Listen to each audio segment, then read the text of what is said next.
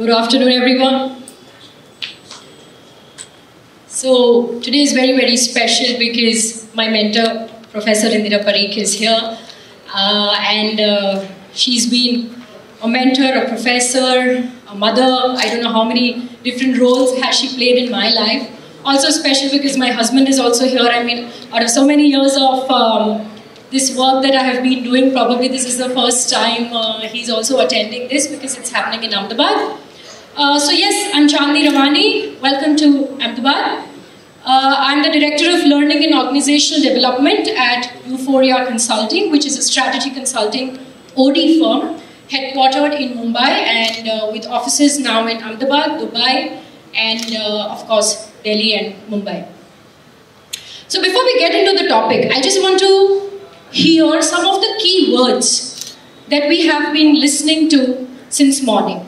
Anyone? What are some of the words that we have been hearing from the last panel or even from ma'am's speech in the morning? Shoot, no right or wrong answer. Any word that you remember? Adaptability, learning. Perfect. Yeah. So we've been hearing a lot about adaptability. What else? AI? Consistency. Change? Learning. What else? Somebody said consistency? Yes. Beautiful. Ownership. Ownership. And also somebody was talking about accountability in the morning. Perfect. So that's accountability plus ownership. What else? One or two more words. Training. Training. Very good. Thank you so much. Perfect. We may have a solution to all that we are talking about since morning. So I hereby introduce the topic wherein I'll be talking upon the topic that why trainings, in a way, are almost failing or failing to create the impact that we are trying to create in the organization. And OD intervention, organizational development interventions, could be one of the possible answers to that challenge. So just to give you a quick introduction about Euphoria Consulting, we are a strategy consulting OD firm. We work with organizations across sectors, logistics and supply chain, manufacturing. We are present in pharma, banking and finance. We started in 2004 as an offshoot of IIM Ahmedabad's academic rigor. One of the professors, Professor K.K. Mehta, was one of the pioneers at starting Euphoria. We have around 20 plus years of presence today. What do? We work with organizations for the transformation work through OD interventions, focusing on three areas. The first one is we work with them for change management. We work with them for their capability building. And the third one, very important, is also one of the words we've been listening since morning, is culture. So we also work with them for their cultural alignment. So what I'll be covering today in the next couple of minutes is, first I'll be setting the context that we are all living in today.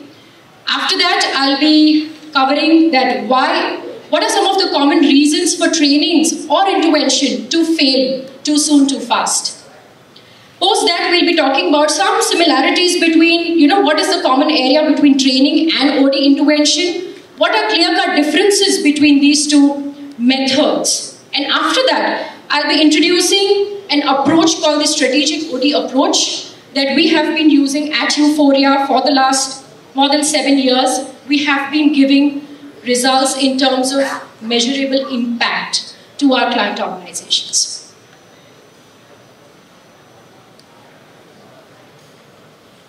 So to begin with, before I entered, this room, I would like to use this space now. My founder's son, he told me that, Chandni, do you know already that VUCA is outdated? What is the latest after VUCA? Anyone? We've been talking about the VUCA world, right? What is the latest after that? Bani. Yeah. Brittle, anxious, non-linear and incomprehensible. That is the reality that we are staying in.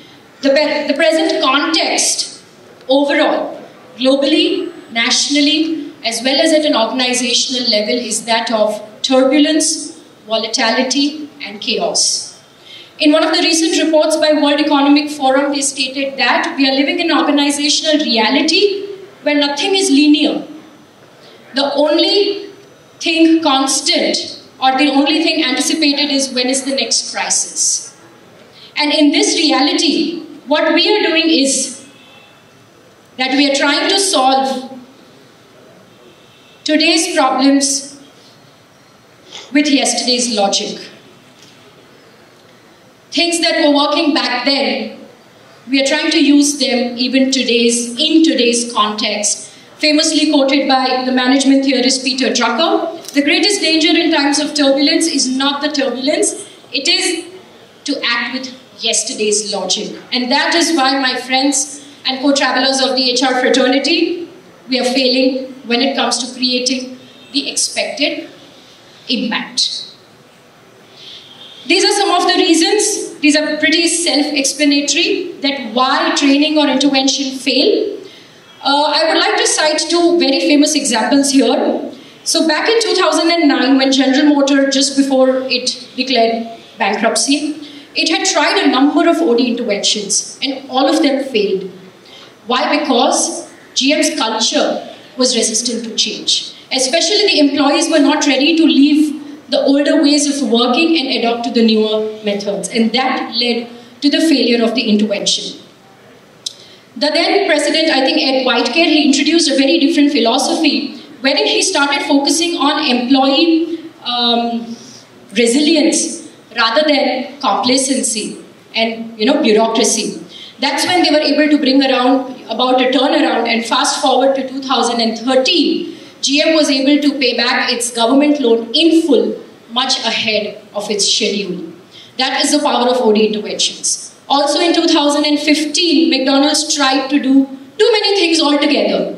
They were trying to work upon menu innovation, they were trying to work upon global restructuring, they were also working upon changing the brand image in the mind of customers. But when you try to do too many things together, again it fails because you're not focusing in a specific area, or the actual ultimate objective of the intervention is not aligned with the strategic business objective.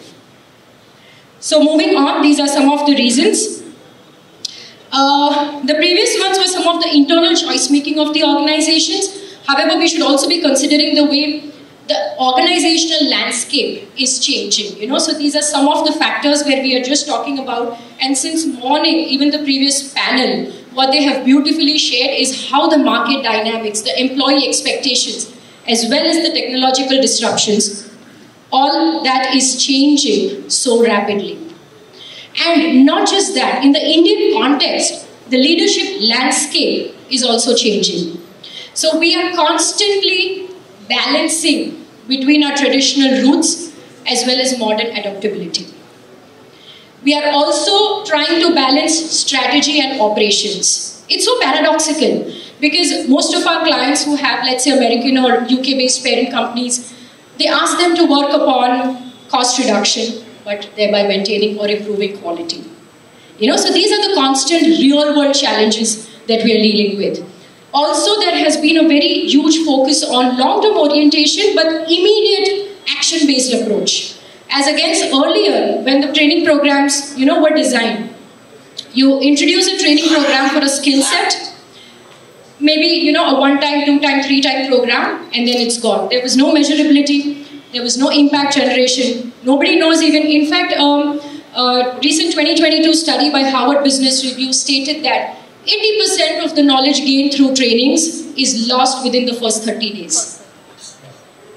Okay, so we have a lot of data around to support the fact that trainings, the conventional training method is no more working.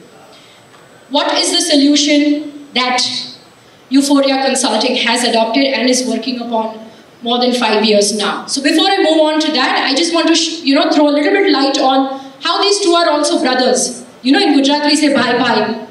Okay, so training and OD have similarities, very simple. They both require investment in human capital. They boost engagement levels as well as the aim at improving performance of the individual as well as the organization. They promote continuous learning culture. Of course, both the approaches require focused time and energy investment, and most importantly, anything that you want to do in an organization will require the support of the top level management. So the top level management's belief is very, very important in driving these type of changes. Now, हम दोनों भाई भाई हैं तो हम दोनों थोड़े थोड़े जुदा जुदा भी हैं. You know, anybody remembers that song? Which song? Please, somebody. Yeah, go ahead. Come on, we have to make it engaging. Quickly. Forgot. अरे अभी तो आपने बोला सर आपको याद है. हाँ, उनको याद है. हम दोनों हैं अलग अलग. Correct. सर माइक पे. हाँ. हम दोनों हैं अलग अलग. हम दोनों हैं जुदा जुदा. Something. Okay, please.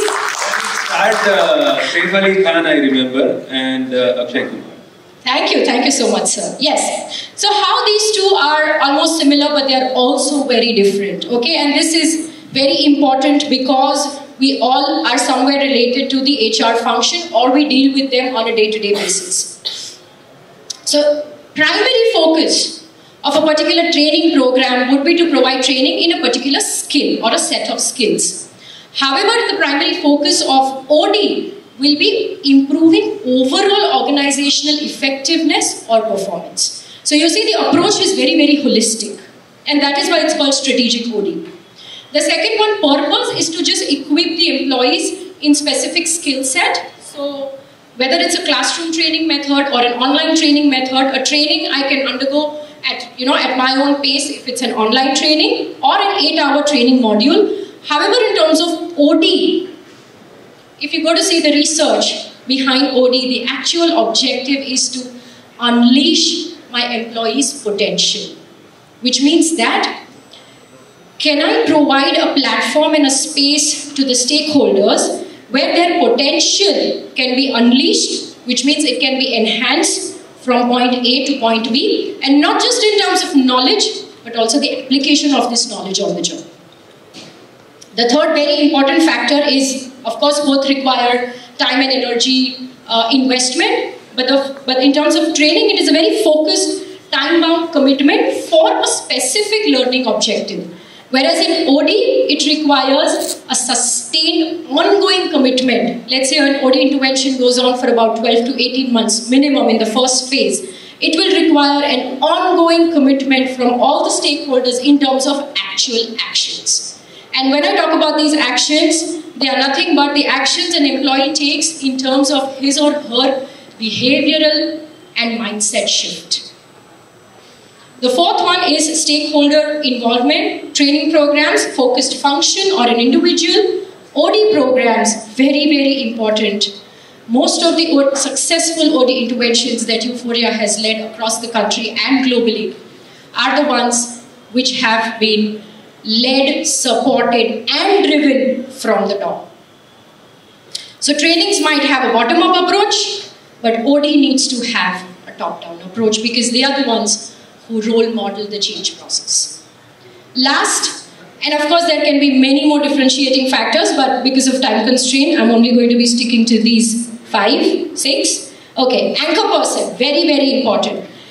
Trainers are usually also, people who are experts in their fields, but OD specialists, for example, Professor Pari, Dr. T.V. Rao, etc., and we have many more in the country, are the ones who have a background in behavioral science, because here we are dealing with human processes, and they are also the ones who can facilitate this whole experience.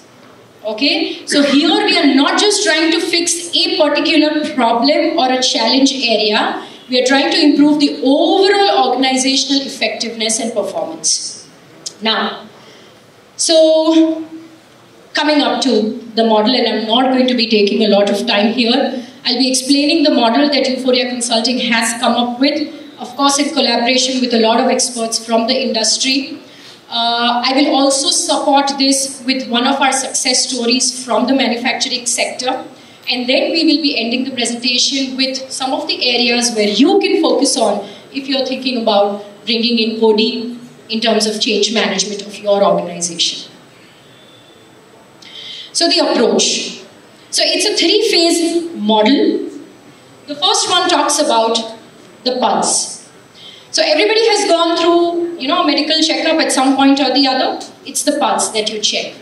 In this phase, we literally conduct a very data-bound, systematic diagnostic dipstick analysis of the organization where we understand where the organization is in the current context, in the present context. Here, the history is equally important. Here, the number of cycles the organization has gone through in terms of change of management, in terms of mergers, acquisitions, etc. All of that data is collected in a systematic manner to understand where it stands in today's context. We also look at what are the actual challenges the organization is facing in terms of people, process, and culture, all these three areas. After the diagnostic study is conducted, in this phase, what we do is that we don't decide the end goal. कि मुझे 12 और 18 महीने के बाद क्या चाहिए? No. I only decide the phase 1 of the intervention. Because we have worked with organizations, by the time I have implemented phase 1, the market scenario itself has changed. And so the solution I came up with has become completely obsolete. So we have learned, मतलब वो हाथ चला के सीखा है. Okay. So at this stage, we only design the phase 1 of the intervention. We decide the scope, but not the end result. And the beauty of this model is that as in how the model progresses, there is so much of data that is collected that it allows me to iterate at any point, which means that this particular framework is not attached to a particular function or a process. We keep it so fluid that it can take its own shape and form as in how the time progresses and your context changes. The second stage of this model is the adopt phase. Whatever data we have collected in the phase 1, now we design the intervention in such a manner that in this phase it helps the individuals through various programs to adopt either through capability building programs or through continuous coaching and support or through employee engagement, and you can name all of those. However, in this stage, what is the differentiating factor is that there is a continuous assessing and continuous feedback is collected. It's a very rigorous process. Every 3 months there is feedback collected, integrated into the system, and again that becomes the input for my next phase.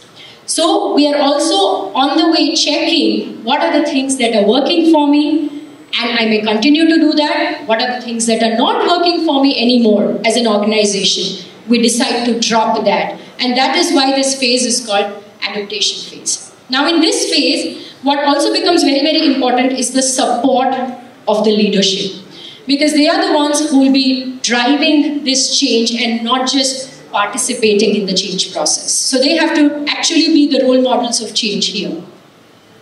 And the third is the evolve phase. Now in this phase, again, what happens is that you are continuously reinforcing the new behavioral patterns that you want your employees to adapt to. And so in this phase, as in how it evolves, the pulse of the organization becomes that of change, automatically avoiding stagnation, and then again it goes into the same cycle as mentioned here. However, some of the 3 or 4 areas which are very, very important in this stage is the actions taken by all the stakeholders or not taken in phase 2. If you don't get support of the bottom of the pyramid, this won't be a success. If you don't get the support and necessary actions by the middle level of the pyramid, this model won't work. Likewise, you have to continuously keep collecting feedback, integrating it into your model, iterating the whole process, and that is how the cycle goes.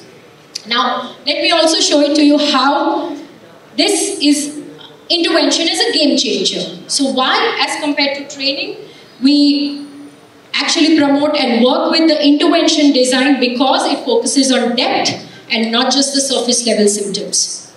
After that, it is collaborative and participatory, which means that the top level management is not the one who approves the budget, but they are the ones who also participate and role model the change. So actually it's very interesting. The term intervention comes from military.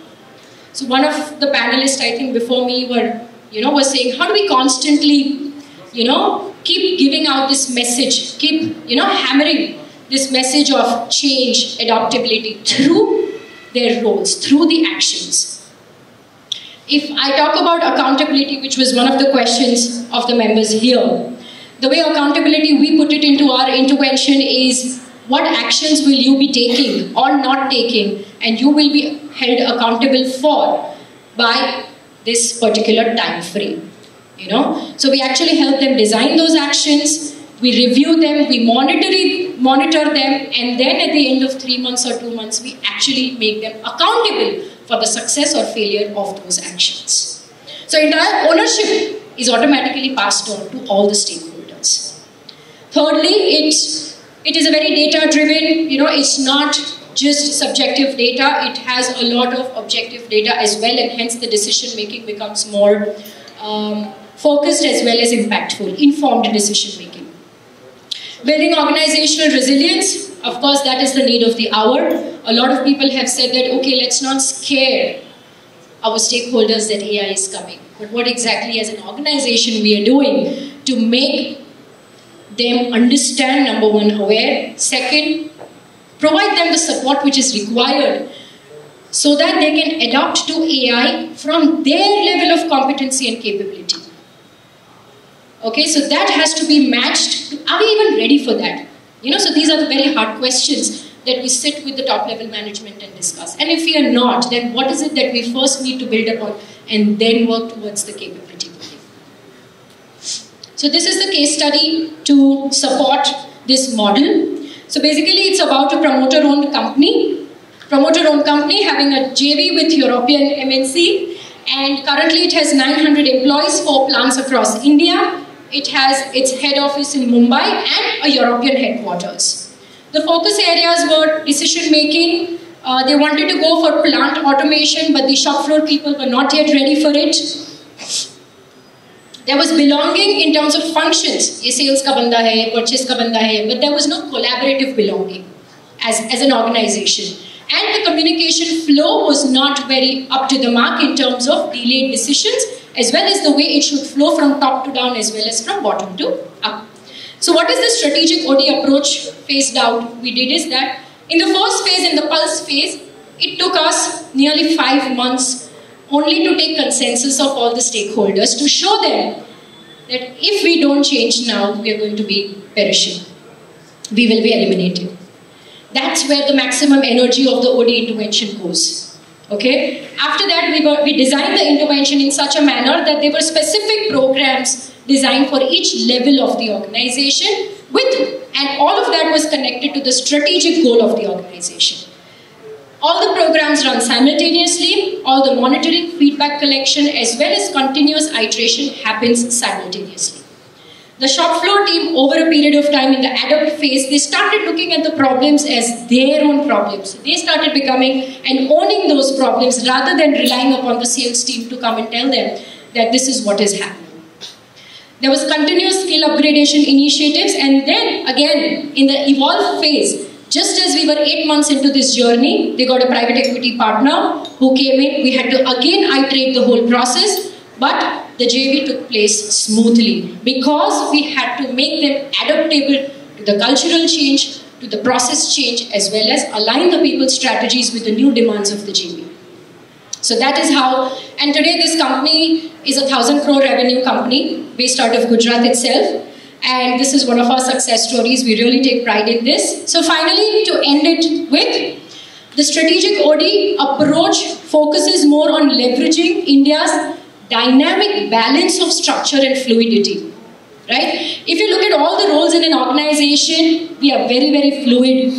We expect fluidity. कि ये बंदा ये team का है, but इसको सब आना चाहिए, right? There is no, we are not demarcating our responsibilities that okay, can we capitalize on this fluidity is the first question. Second, develop cross-cultural leadership capabilities. That could be within the organization or between you as well as your parent company outside of India. Strengthen communication and collaboration with multiple stakeholders, including your internal as well as external customers, and prioritize continuous learning and adaptability. And that is where this model becomes very, very beautiful because it is a very practical model if you want to build adaptability in your employees across all the levels of the organization.